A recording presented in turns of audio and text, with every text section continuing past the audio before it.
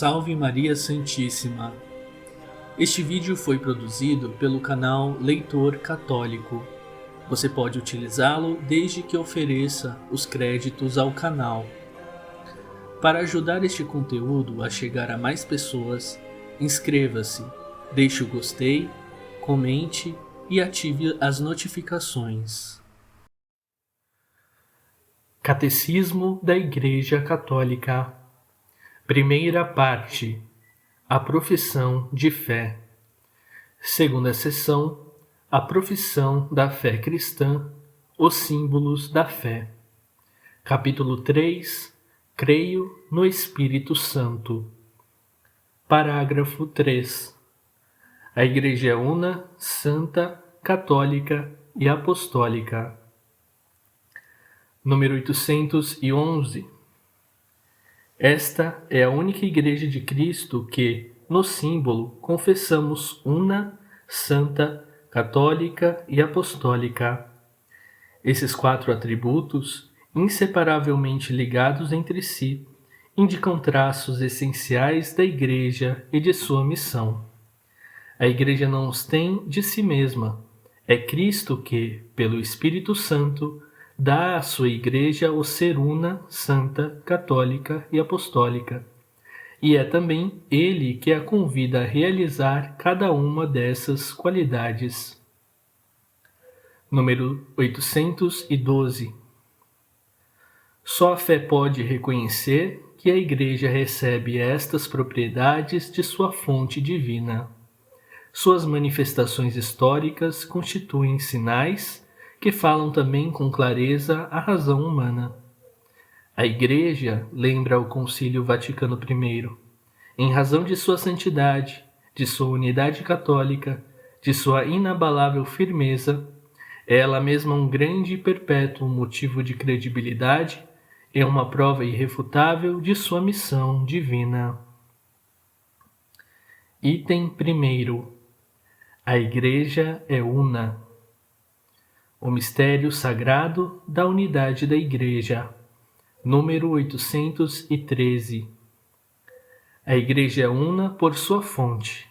O modelo supremo e o princípio deste mistério é a unidade de um só Deus na trindade de pessoas, Pai e Filho no Espírito Santo.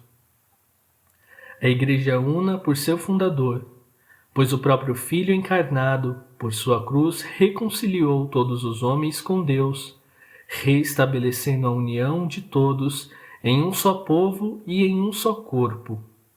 A Igreja é una por sua alma, o Espírito Santo que habita nos crentes, que planifica e rege toda a Igreja, realiza esta admirável comunhão dos fiéis e os une tão intimamente em Cristo, que Ele é o princípio da unidade da Igreja.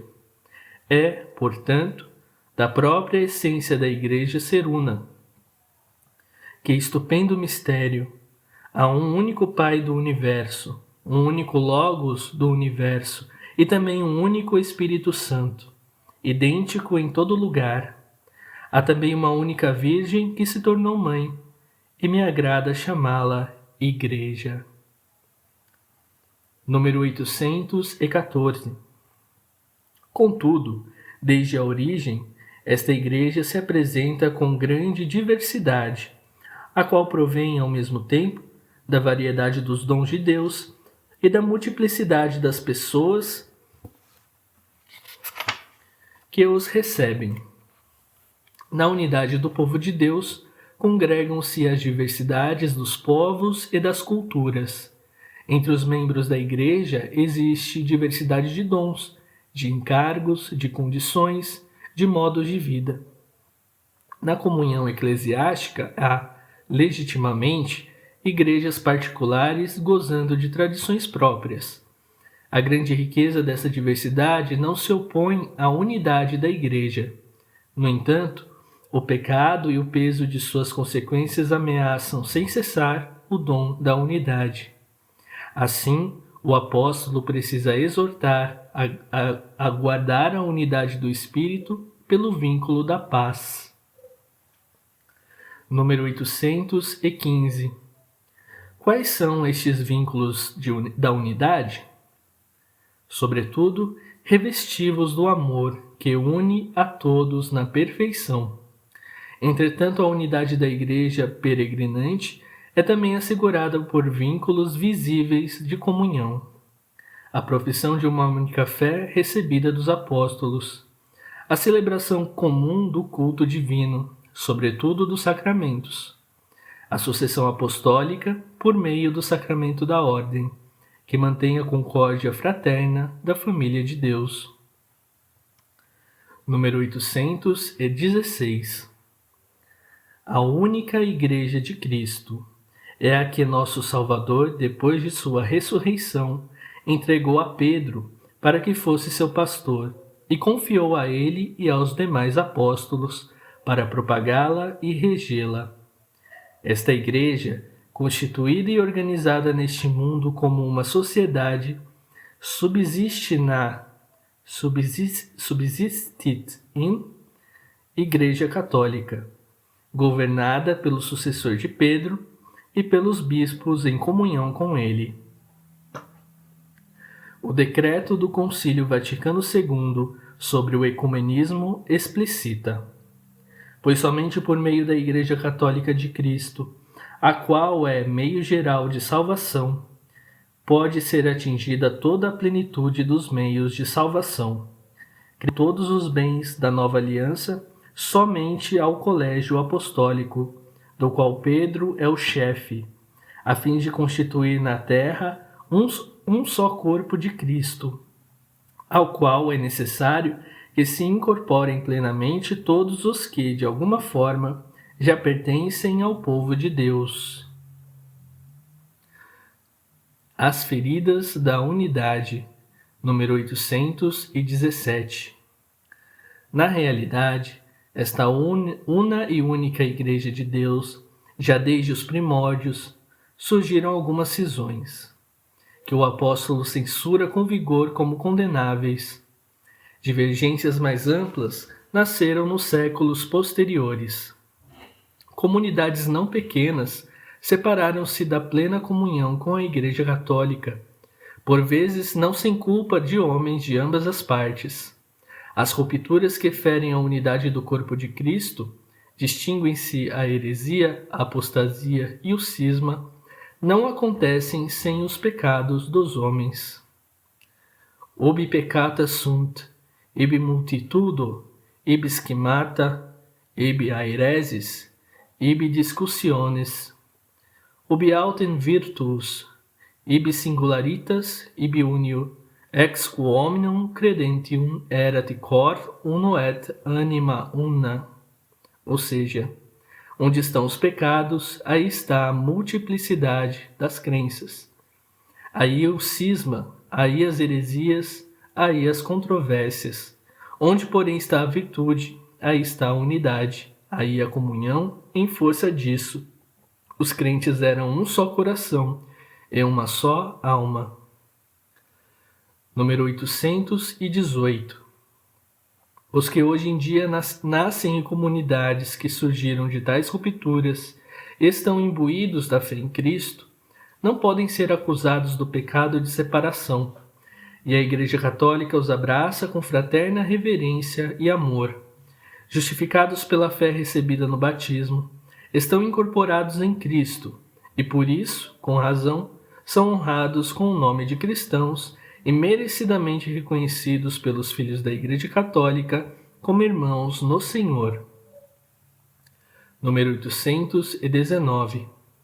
Além disso, muitos elementos de santificação e de verdade existem fora dos limites visíveis da Igreja Católica, como a palavra escrita de Deus, a vida da graça, a fé, a esperança, a caridade, outros dons interiores do Espírito Santo e outros elementos visíveis. O Espírito de Cristo serve-se dessas igrejas e comunidades eclesiais como meios de salvação, cuja força vem da plenitude de graça e de verdade que Cristo confiou à Igreja Católica. Todos esses bens provêm de Cristo e a Ele conduzem e impulsionam para a unidade católica. Rumo à unidade. Número 820. A unidade, Cristo a concedeu desde o início à sua Igreja, e nós cremos que ela subsiste, sem possibilidade de ser perdida, na Igreja Católica, e esperamos que cresça dia após dia, até a consumação dos séculos. Cristo dá sempre à sua Igreja o dom da unidade, mas a Igreja deve sempre orar e trabalhar para manter, reforçar e aperfeiçoar a unidade que Cristo quer para ela. Por isso, Jesus mesmo orou na hora de sua paixão e não cessa de orar ao Pai pela unidade de seus discípulos. Que todos sejam um, como tu, Pai, estás em mim e eu em ti. Que eles estejam em nós, a fim de que o mundo creia que tu me enviaste. O desejo de reencontrar a unidade de todos os cristãos é um dom de Cristo, é um convite do Espírito Santo. Número 821. Para responder adequadamente a este apelo, exigem-se renovação permanente da Igreja em maior fidelidade à sua vocação. Esta renovação é a mola do movimento rumo à unidade. Conversão do coração, com vistas a viver mais puramente segundo o Evangelho, pois é a infidelidade dos membros ao dom de Cristo que causa as divisões. A oração em comum, pois a conversão do coração e a santidade de vida, juntamente com as preces particulares e públicas pela unidade dos cristãos, devem ser consideradas a alma de todo o movimento ecumênico e, com razão, podem ser chamadas de ecumenismo espiritual. Conhecimento fraterno recíproco. Formação ecumênica dos fiéis, especialmente dos presbíteros. Diálogo entre os teólogos e encontros entre os cristãos de diferentes igrejas e comunidades. Colaboração entre os cristãos nos diversos campos do serviço aos homens. Número 822. A preocupação de realizar a união diz respeito à Igreja inteira, fiéis e pastores. Mas é preciso também ter consciência de que este projeto sagrado, a reconciliação de todos os cristãos na unidade de uma só e única Igreja de Cristo, ultrapassa as forças e as... Por isso depositamos toda a nossa esperança na oração de Cristo pela Igreja, no amor do Pai por nós e no poder do Espírito Santo. Item 2. A Igreja é Santa. Número 823. Nós acreditamos que a Igreja é, aos olhos da fé, indefectivelmente santa. De fato, Cristo, Filho de Deus, que com o Pai e o Espírito Santo é proclamado o único santo, amou a Igreja como sua esposa. Por ela se entregou com o fim de santificá-la, uniu-a a si mesmo como seu corpo e acumulou com o dom do Espírito Santo para a glória de Deus. A Igreja é, portanto, o povo santo de Deus, e seus membros são chamados santos. Número 824. A Igreja, unida a Cristo, é santificada por Ele. Por Ele e nele torna-se também santificante. Todas as obras da Igreja tendem, como seu fim, à santificação dos homens em Cristo e à glorificação de Deus. É na Igreja que está depositada a plenitude dos meios de salvação.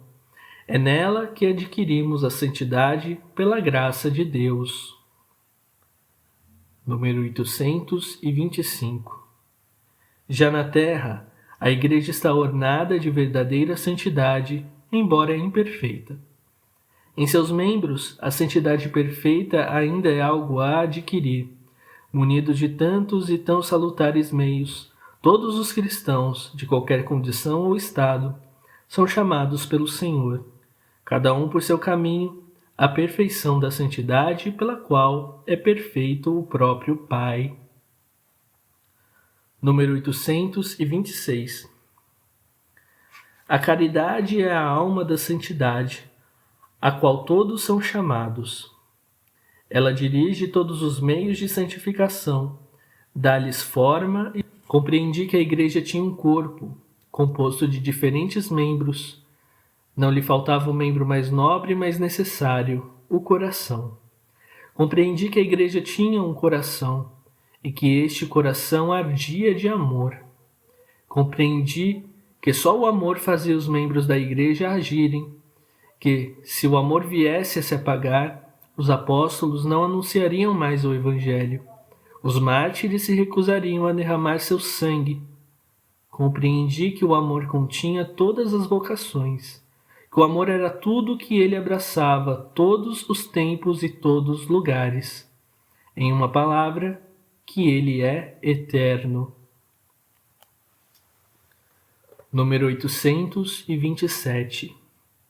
Enquanto Cristo, santo, inocente, imaculado, não conheceu o pecado, mas veio apenas para expiar os pecados do povo, a Igreja, reunindo em seu próprio seio os pecadores, ao mesmo tempo santa e sempre necessitada de purificação, busca sem cessar a penitência e a renovação. Todos os membros da Igreja, inclusive seus ministros, devem reconhecer-se pecadores. Em todos eles o joio do pecado continua ainda mesclado ao trigo do Evangelho até o fim dos tempos. A Igreja reúne, portanto, pecadores alcançados pela salvação de Cristo, mas ainda em via de santificação. A Igreja é santa, mesmo tendo pecadores em seu seio, pois não possui outra vida senão a da graça. É vivendo de sua vida que seus membros se santificam. Subtraindo-se à sua vida, dela que caem os pecados e nas desordens que impedem a irradiação da santidade dela. É isso que ela sofre e faz penitência por essas faltas, das quais tem o poder de curar seus filhos, pelo sangue de Cristo e pelo dom do Espírito Santo.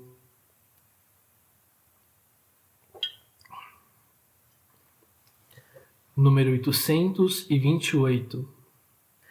Ao canonizar certos fiéis, isto é, ao proclamar solenemente que esses fiéis praticaram heroicamente as virtudes e viveram na fidelidade, a Igreja reconhece o poder do Espírito de santidade que está em si e sustenta a esperança dos fiéis, propondo-lhes os santos como modelos e intercessores. Os santos e as santas sempre foram fonte e origem de renovação nas circunstâncias mais difíceis da história da Igreja. Com efeito, a santidade é a fonte secreta e a medida infalível da sua atividade apostólica e de seu impulso missionário.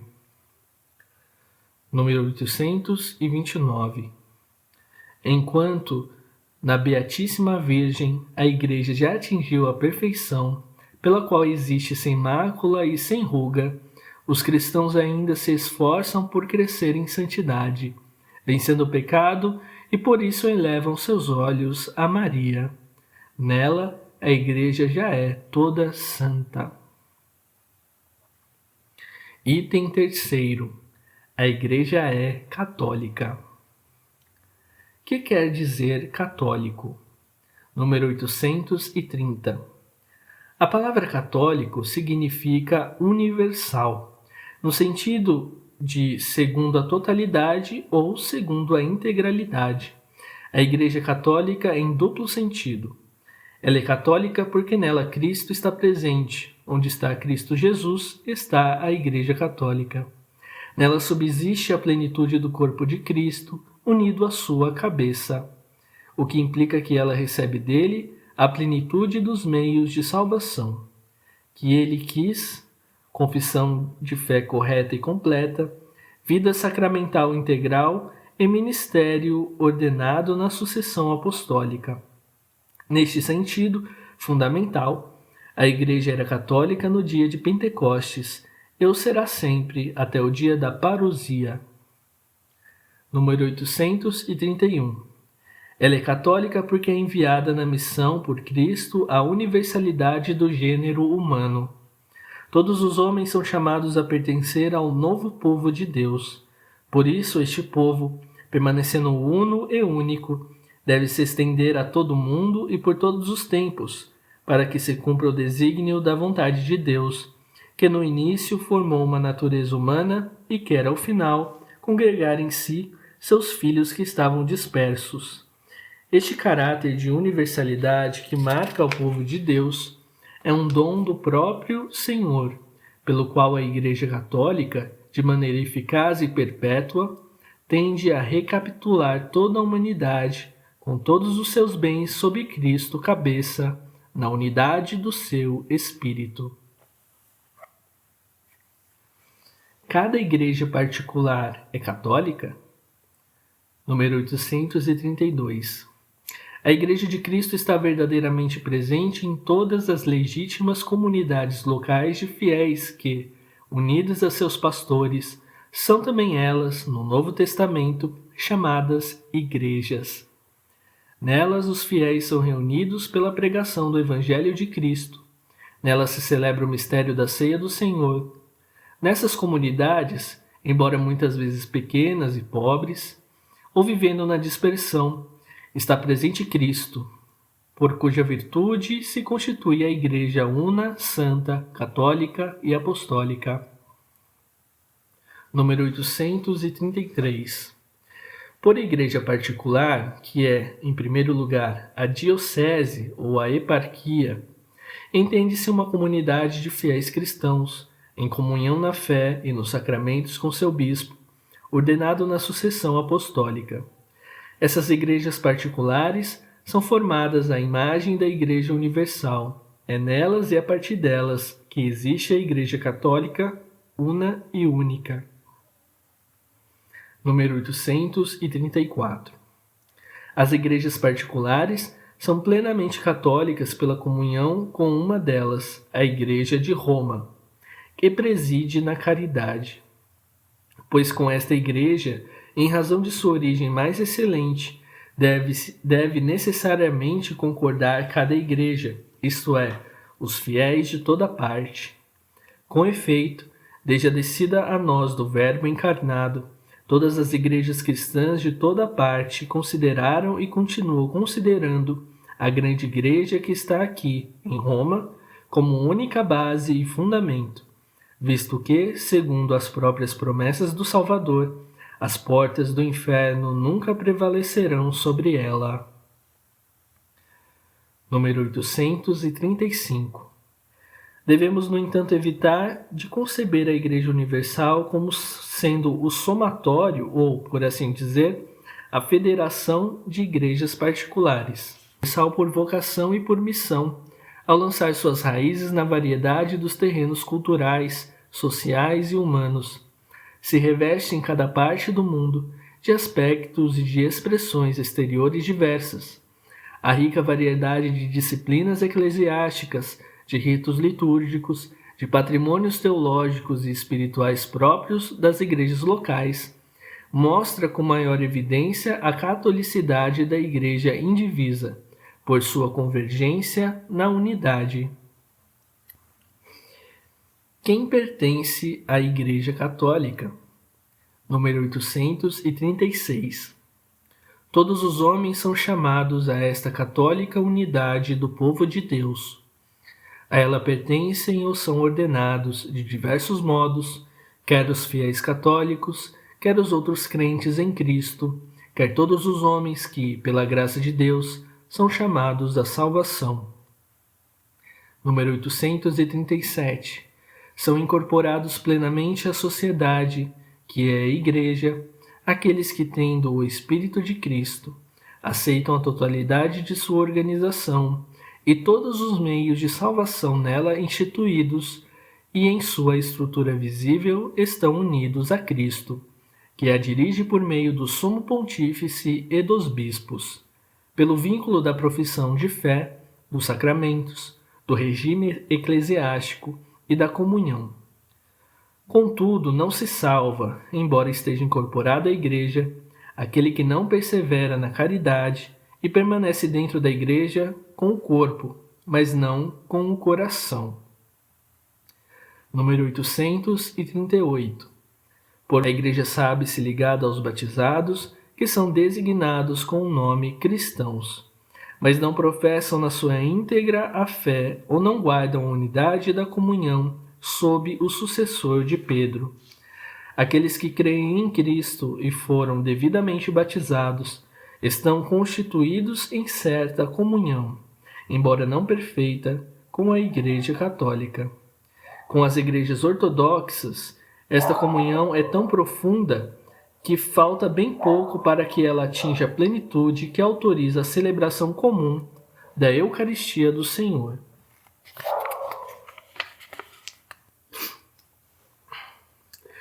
A Igreja e os não cristãos.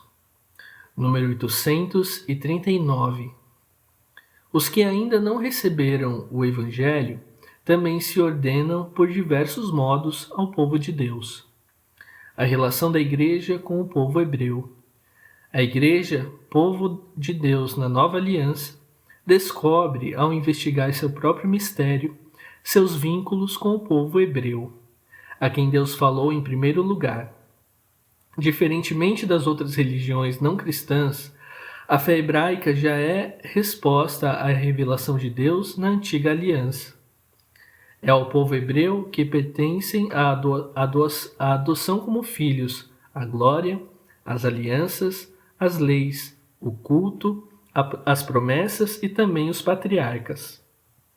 Deles é que descende, quanto à carne, o Cristo, que está acima de tudo, Deus bendito para sempre, pois os dons e a evocação de Deus são irrevogáveis. Número 840.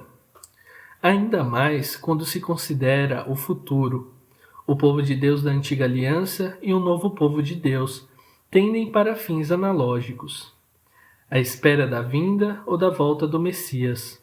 No entanto, se espera do lado dos cristãos a volta do Messias, morto e ressuscitado, reconhecido como Senhor e Filho de Deus, e do lado dos hebreus a vinda do Messias, cujos traços permanecem encobertos. No fim dos tempos, espera acompanhada do drama da ignorância ou do desconhecimento de Cristo Jesus. Número 841.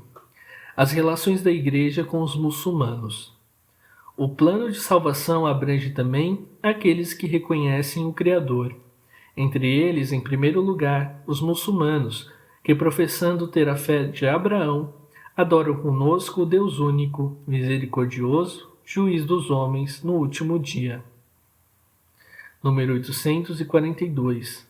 O vínculo da Igreja com as religiões não cristãs é primeiro da origem e do fim comuns do gênero humano. Com efeito, todos os povos constituem uma só comunidade, têm uma só origem, visto que Deus fez todo o gênero humano habitar a face da terra.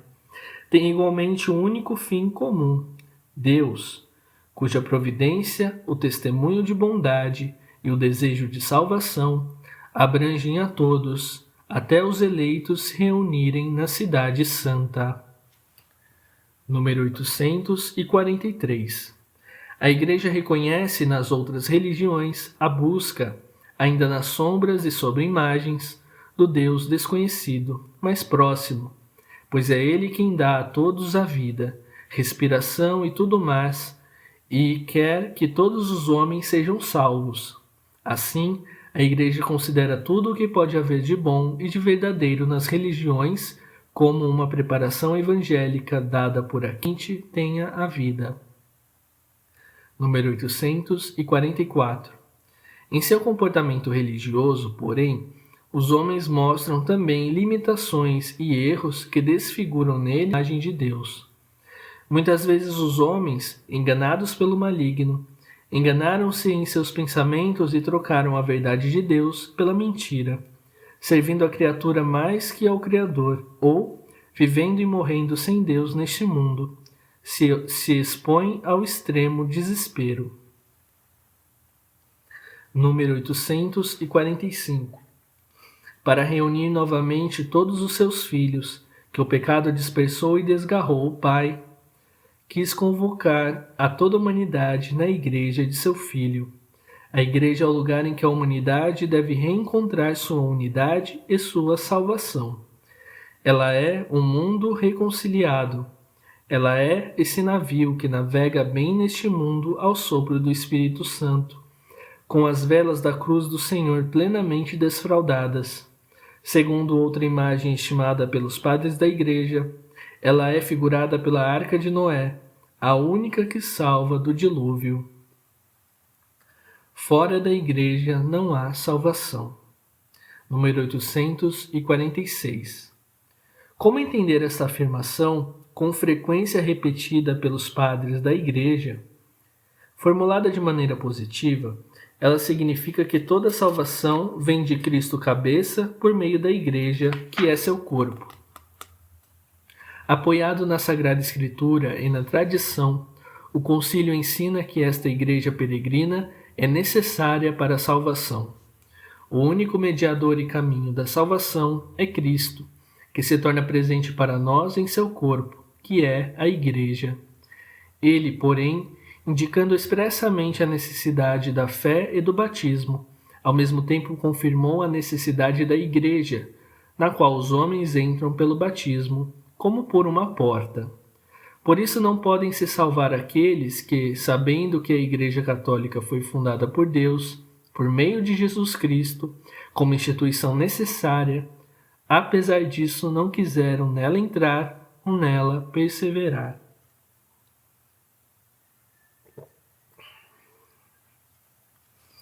Número 847. Esta afirmação não visa aqueles que, sem culpa, desconhecem Cristo e sua Igreja. Aqueles, portanto, que sem culpa ignoram o Evangelho de Cristo e sua Igreja, mas buscam a Deus com coração sincero e tentam, sob o influxo da graça, cumprir por obras a sua vontade conhecida por meio do ditame da consciência, podem conseguir a salvação eterna. Número 848. Deus pode, por caminhos dele conhecido, levar à fé todos os homens que, sem culpa própria, ignoram o Evangelho, pois sem a fé é impossível agradar-lhe. Mesmo assim, cabe à Igreja o dever e também o direito sagrado de evangelizar todos os homens. A missão, uma exigência da catolicidade da Igreja. Número 849. O mandato missionário. Enviada por Deus às nações para ser o sacramento universal da salvação, a Igreja, em virtude das exigências íntimas da própria catolicidade e obedecendo à ordem de seu fundador, esforça-se para anunciar o Evangelho a todos os homens. E depois, fazer discípulos entre todas as nações, batizai-os em nome do Pai, do Filho e do Espírito Santo. Ensinai-lhes a observar tudo o que vos tenho ordenado. Eis que estou convosco todos os dias, até o fim dos tempos. Número 850. A origem e o objetivo da missão. O mandato missionário do Senhor tem sua fonte última no amor eterno da Santíssima Trindade. A Igreja peregrina é, por sua natureza, missionária, pois ela se origina da missão do Filho e da missão do Espírito Santo, segundo o desígnio de Deus Pai. O fim último da missão não é outro senão fazer os homens participarem da comunhão que existe entre o Pai e o Filho e seu Espírito de amor. Número 851. O motivo da missão. A Igreja sempre derivou a obrigação e a força de seu impulso missionário do amor de Deus por todos os homens. O amor de Cristo nos impele. Com efeito, Ele quer que todos sejam salvos e cheguem ao conhecimento da verdade. Deus quer a salvação de todos pelo conhecimento da verdade. A salvação está na verdade. Os que obedecem à moção do Espírito de verdade já estão no caminho da salvação. A Igreja a qual esta verdade foi confiada, deve ir ao encontro de seu anseio, levando-lhes a mesma verdade. Ela tem de ser missal de salvação. Número 852. Os caminhos da missão. O Espírito Santo é o protagonista de toda a missão eclesial. É ele quem conduz a Igreja pelos caminhos da missão. Esta missão, no decurso da história, continua e desdobra a missão do próprio Cristo, enviado a evangelizar os pobres. Eis porque a Igreja, impelida pelo Espírito de Cristo, deve trilhar a mesma estrada de Cristo, isto é, os caminhos da pobreza, da obediência, do serviço, da imolação de si mesmo até a morte, da qual ele saiu vencedor por sua ressurreição. É assim que o sangue dos mártires é semente de cristãos. Número 853. Em sua peregrinação, não ignora a Igreja o quanto se distanciam entre si a mensagem que ela profere e a fraqueza humana daqueles aos quais o Evangelho foi confiado. Somente avançando pelo caminho da penitência e da renovação, e pela porta estreita da cruz, o povo de Deus pode estender o reino de Cristo. Com efeito, assim como Cristo consumou a obra da redenção na pobreza e na perseguição, a Igreja é chamada a seguir o mesmo caminho, a fim de comunicar aos homens os frutos da salvação. Número 854. Sua própria missão, a Igreja caminha com a humanidade inteira, experimenta com o mundo a mesma sorte terrena. É como o fermento e a alma da sociedade humana a ser renovada em Cristo e transformada na família de Deus. O esforço missionário exige, pois, a paciência. Começa pelo anúncio do Evangelho aos povos e aos grupos que ainda não creem em Cristo. Prossegue no estabelecimento de comunidades cristãs que sejam sinais da presença de Deus no mundo, e na fundação de igrejas locais. Organiza um processo de inculturação para encarnar o Evangelho nas culturas dos povos, e não deixará de conhecer também fracassos. Porquanto aos homens, às sociedades e aos povos, apenas gradualmente os atinge e penetra, e assim os assume na plenitude católica. Número 855. A missão da Igreja exige esforço rumo à unidade dos cristãos. Efetivamente, as divisões entre cristãos impedem a Igreja de realizar a plenitude da catolicidade, que lhe é própria naqueles filhos que, embora lhe pertençam pelo batismo, estão separados da plena comunhão com ela. Não só isso, mas também para a própria Igreja torna-se tanto mais difícil exprimir, na realidade de sua vida, a plena catolicidade sob todos os aspectos. Número 856. A tarefa missionária implica um diálogo respeitoso com os que ainda não aceitam o Evangelho. Os fiéis podem tirar proveito para si mesmos deste diálogo, aprendendo a conhecer melhor tudo quanto de verdade e de graça já se achava entre as nações, em uma como que secreta presença de Deus. Se anunciam a boa nova aos que a desconhecem, é para consolidar, completar, elevar a verdade e o bem que Deus difundiu entre os homens e os povos, e para purificá-los do erro do mal, para a glória de Deus, a confusão do demônio e a felicidade do homem. Item 4. A Igreja é apostólica. Número 857.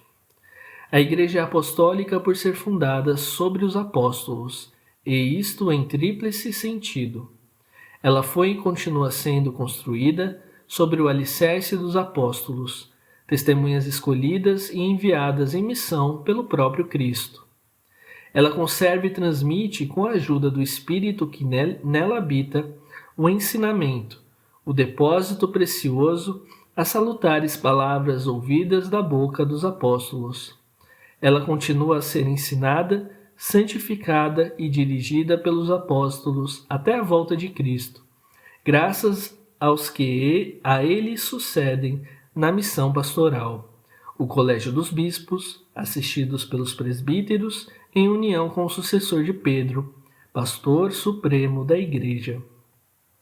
Pastor eterno, vós não abandonais o rebanho, mas o guardais constantemente pela proteção dos apóstolos. Assim a Igreja é conduzida pelos mesmos pastores que pusestes à sua frente, Filho, Jesus Senhor nosso. A missão, número 858. Jesus é o enviado do Pai. Desde o início de seu ministério, chamou os que ele quis e foram a ele. Ele constituiu então 12, para que ficassem com ele e para que os enviasse a anunciar a boa nova. A partir daquela hora, eles passaram a ser seus enviados. É o que significa a palavra grega apóstolo. Nele continua a própria missão de Jesus. Como o Pai me enviou, também eu vos envio. Seu ministério é, portanto, a continuação da própria missão de Jesus. Quem vos recebe a mim, recebe. Quem vos recebe, a mim recebe. Diz ele aos 12. Número 859. Jesus os associa à missão que recebeu do Pai. Como o Filho não pode fazer nada por si mesmo, mas recebe tudo do Pai.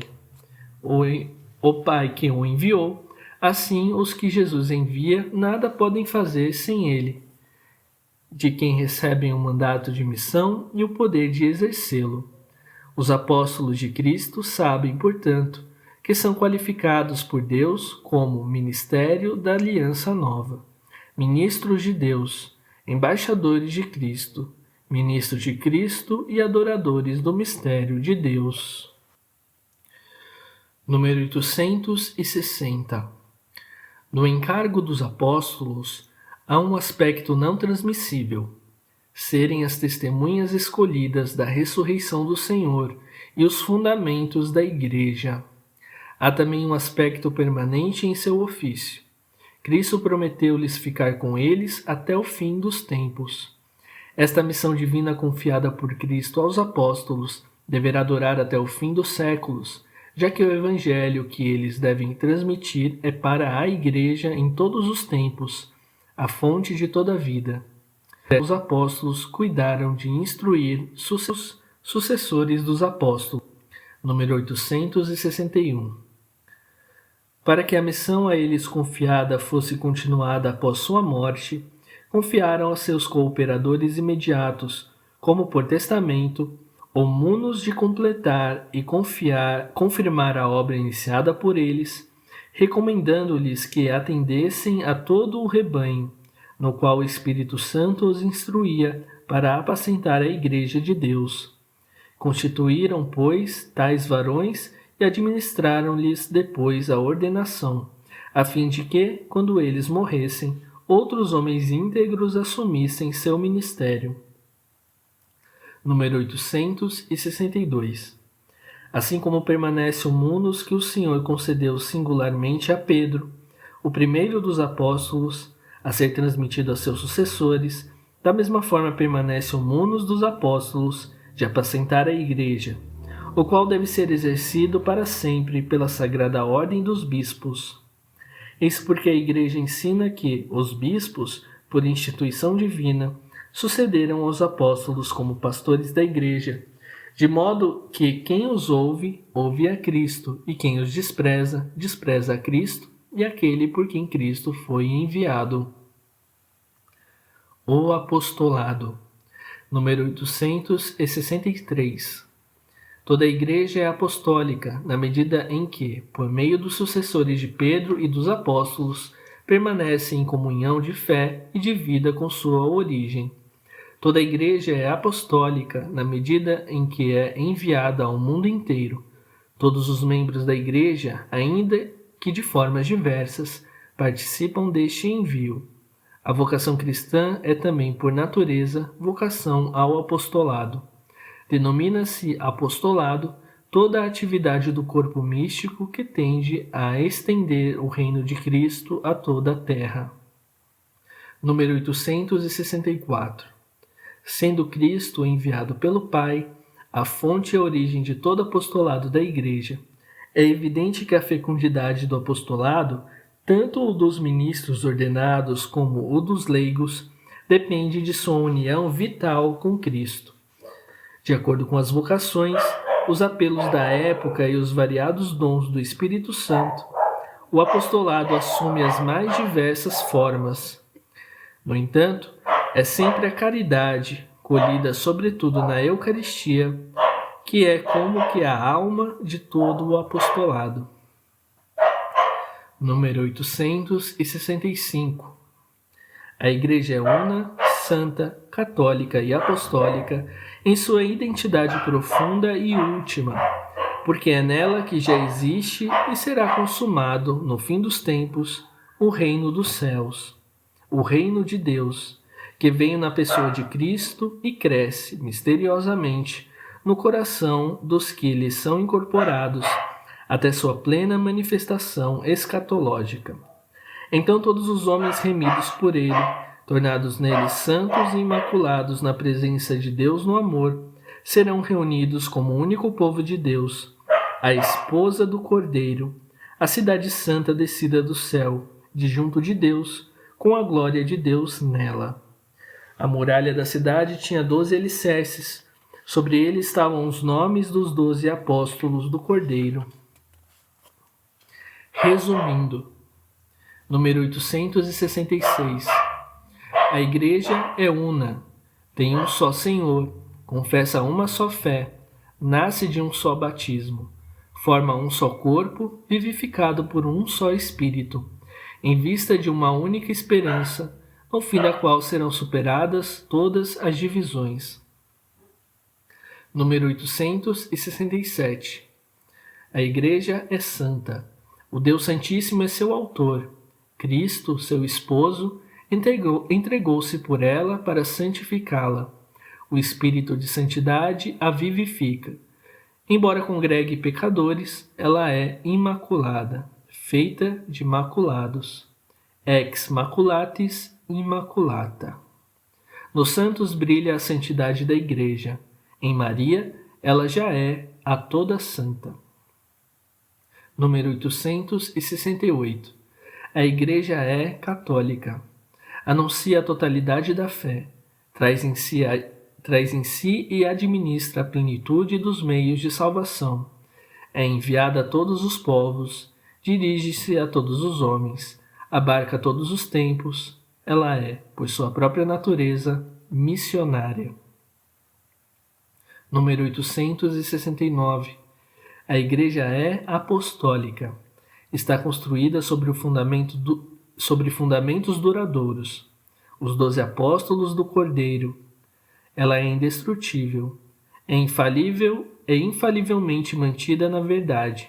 Cristo a governa por meio de Pedro e dos demais apóstolos, presentes em seus sucessores, no Papa e no Colégio dos Bispos. Número 870. A única Igreja de Cristo, que no símbolo confessamos una, santa, católica, apostólica, subsiste na Igreja Católica, governada pelo sucessor de Pedro e pelos bispos em comunhão com ele, embora fora de sua estrutura visível, se encontrem numerosos elementos de santificação e de verdade.